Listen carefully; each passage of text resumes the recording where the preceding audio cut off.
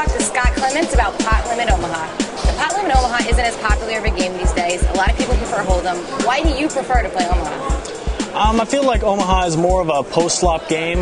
You can play a lot more of a wide range of hands without being supremely dominated like in Hold'em, like where someone can be holding aces in Hold'em and have you kind of crippled. Absolutely.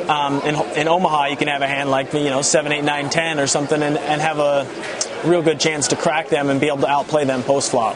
But what does it take to be a really good PLO player?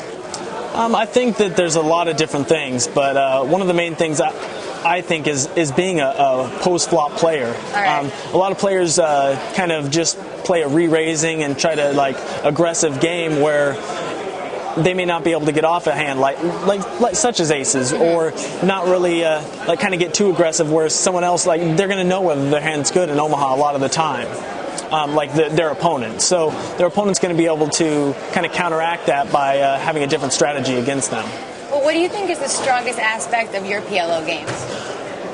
I would say probably, like I said, I think that it's mostly just the post-flop part of it. I'm able to kind of put people on a semi-range of hands and also able to kind of calculate out the odds and find out whether I'm going to be good or not. And a lot of times you're going to make mistakes in Omaha, especially just they could have your read could be that they have a set and you got a wrap with the flush draw, but maybe they also have the nut flush draw, and then a lot of your outs aren't live and you end up paying them off when your card hits.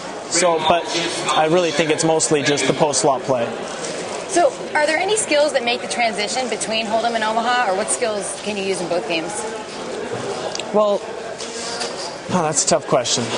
In both games, there's a lot of different aspects that are going to be part of both games. Being able to read your opponents, attacking the weaker players. Most of the time at Omaha table, especially during the World Series, you're going to be facing a lot of European players, and then you're also going to be facing a few players that are primarily Hold'em players, and those are usually the type of players that I try to attack, and that's usually because of the mistakes that they will make. That makes sense.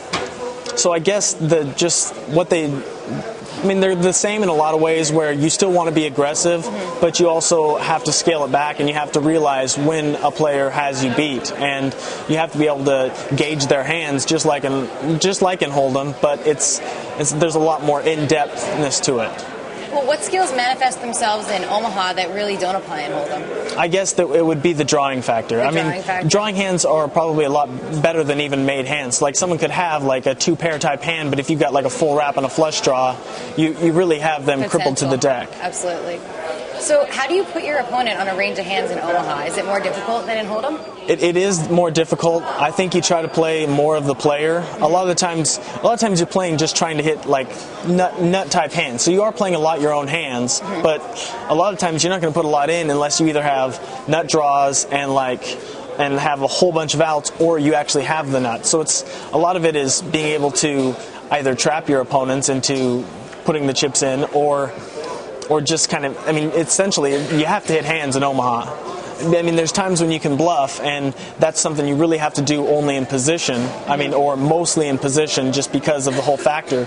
I guess a good example was I was at the Omaha table last year when we were six-handed, and the last guy to act ended up bluffing, and I was on the button, or I thought he was bluffing, and I called, and three other players called, and it was a ace-king 4-5 board with 2 hearts and 2 spades, and I didn't have much of a hand, but I thought he was bluffing. Well, 3 other players ended up calling, and the river came. It was a double-suited board, and the river came like an offsuit queen, and they all checked to me, and at this point it was a huge pot, but none of these players were going to check the nuts to me, and it was very unlikely that they could call my bet when I bet. So I was able I was able to, knowing that no one else could call, able to make a very large bet, actually a pot-sized bet, and no one could call, because with that many players in the pot, it's likely that someone has the very best hand possible, the nuts, and no one would really check raise after that pot. Well, when you do have the nuts, how can you disguise that? Everyone's trying to draw the hand, so how would you play it if you flop the nuts in Omaha? I guess it depends on the opponent. A lot of times you don't really want to disguise the nuts. You really want to bet and protect your hand. There are other times when there's not much. It could be like a A7-3 board where you have pocket aces, likely you're not going to get too many people to put any chips in. So a lot of times it might be a good time if like you've limped preflop to kind of slow play so that they don't hit. But you also have to be able to get away from your hand if like a deuce 4, 5, or 6 comes, because likely someone will have that straight. That makes sense.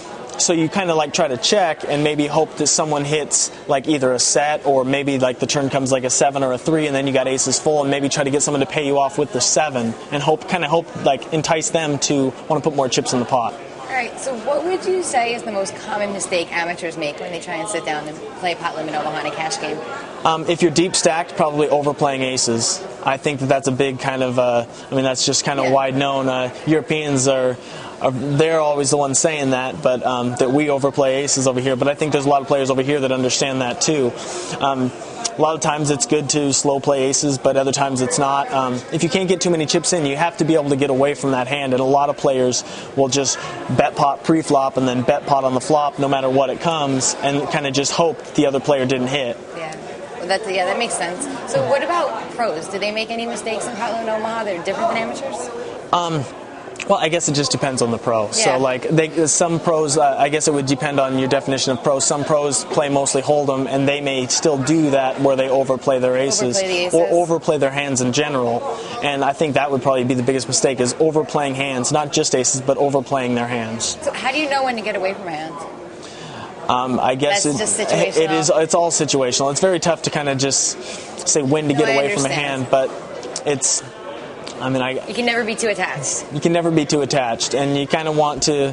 You'll bet your draws hard, but it's kind of a lot of times if you're seeing heavy action, and you kind of want to make sure you either have like a very, very good draw or the nuts, I guess, essentially.